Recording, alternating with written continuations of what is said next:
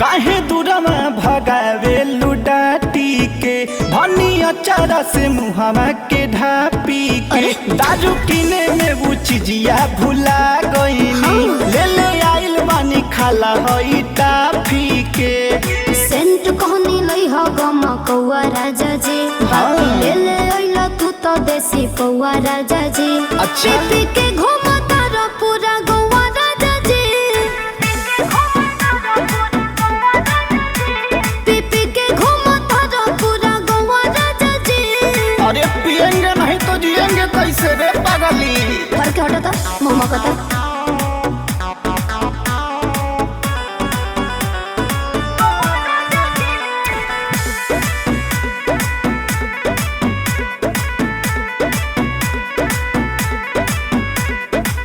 पूरा फरमाइश कल हो जाई धनिया काहे लाडू से लुए मोर रनिया सॉरी दिल जनिया सॉरी दिल जनिया ठीक से चला हो के नहीं थे सहूर हो अच्छा ना तो भर फिके आइल बड़ा जरूर हो बोली बोला ताड़ा जैसे कौआ राजा जी झूठा हूँ के बने न हीरोवा राजा जी पी के घूमो तारा पूरा गौआ राजा जी पी के घूमो तारा पूरा गौआ राजा जी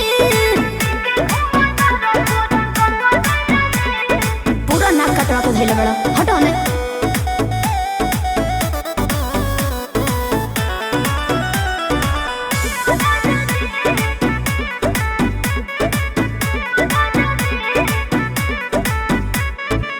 गुस्सा न हमारा से करो सरकार हो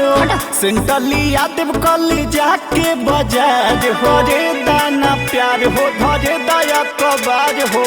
हमरा से ज्यादा लगावो ना मसका तोहरे पसहिया दिमाग मोर खसका डगमग करे तोहर पौआ राजा जी का अंकित हसाई दिहलो नौआ राजा जी पी के घूमो तारा पूरा गौआ राजा जी पी के घूमो तारा पूरा गौआ राजा जी।